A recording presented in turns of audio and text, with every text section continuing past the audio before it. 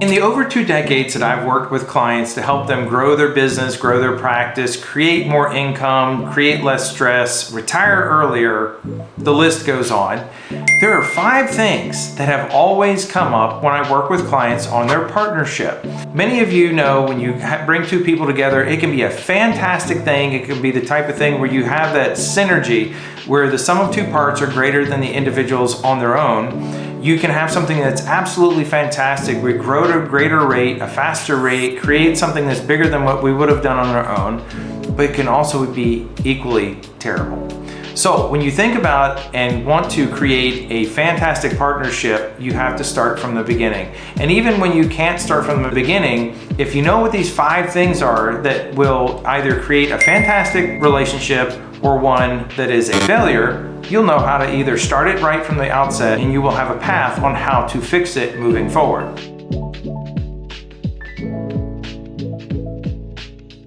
So my name is Kevin Johnson. I'm the CEO of Leverage Consulting, as well as the creator of Leverage U, an online university. So what are those 5 things and why should you care? Well, again, if you have a partnership and it's a partnership that's either in existence already or one that you're looking to create, then you can create a path to success if you know where they typically fail. So the first thing, the first reason why a lot of them fail is vision. People don't have a vision, and you can go to a self-help seminar, you can pick up a book, you can listen to a podcast, whatever it may be, and you'll hear vision or some version of that along the way. And you should have a vision. And you may have a vision now. The problem comes in when people don't have the same vision. And even when my wife and I, Shelly, we got married, we went to, and the Catholic Church has this thing called pre-Cana, and it's essentially marriage counseling before you get married. So it's kind of interesting, and it was an awesome exercise for she and I to go through, and they had this booklet. And we went through the booklet where we would show up for a session one night, and I'd tear out a page and go into another room, and she'd take the booklet and go into another room, and we'd fill out the answers, such as how many children are you going to have? Where are you going to live? Who's going to control the finances? All those different kinds of things. And interestingly enough, most times partners don't do the same thing. And it's an exercise that I've done with clients over the years, is to go through and in a sense do a version of pre-Cana with partners to make sure, not because I want them to get divorced before they ever get married, but more because I want them to be on the same page and understand what good looks like to each partner before they get started.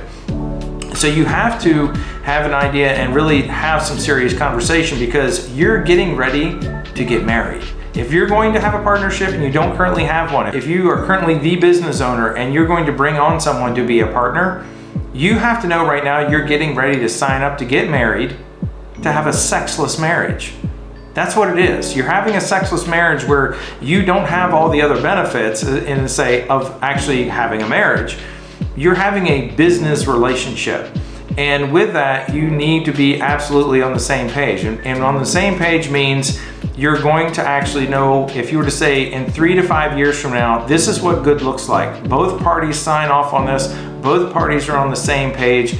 And I'm talking about everything from who's going to manage the team to how much money are we going to make? What is this business going to look like? How many hours are you working? How many hours am I working? How many hours are you taking off?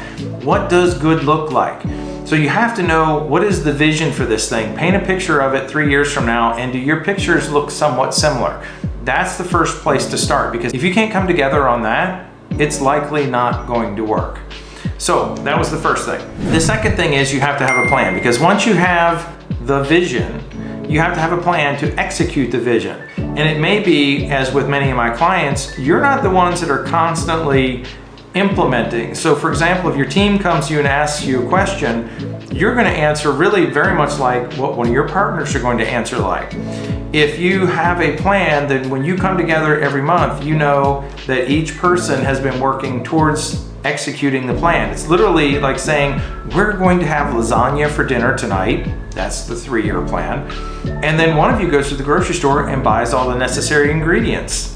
Right? So that in a sense is what you're really doing when you come together. You create the vision, having lasagna, and then we're going to then have a plan, which is one of us is going to the grocery store buying the ingredients, and then one of us is going to actually go in the kitchen and bake the lasagna. So that's part of the plan. And without that, the vision is just that. It's just talk. It's a great idea, and all ideas are fantastic until it comes to action. So when you want both parties to be happy, we have to have that plan for success. So that's number 2. Number 3, and this is the one where I would say, I'd almost say of the entire list of 5, might be the one that causes most partnerships to fail, and that's communication. And when I'm talking about the communication side of things, oftentimes you can provide different examples of it. So communication, just like creating the vision and creating a plan, that in a sense is communication. When you are getting together every month, and again, if you want to plan for success, make sure there's a true managerial or a true entrepreneur, true owner meeting every month, to where we go through, maybe very quickly revisit the plan, very quickly revisit the vision. And then we talk about success, failures, and different things, and how we're going to keep moving the needle towards that vision, the long-term vision. Oftentimes, that's one piece that is just missing. It doesn't happen. In the instances where I've seen those partners come together on a routine basis, at least monthly, it's amazing to watch them in action. They're all on the same page. They all know and understand what's going on, and they trust each other. And that's a big one that is part of this list. But the trust is because we communicate with each other.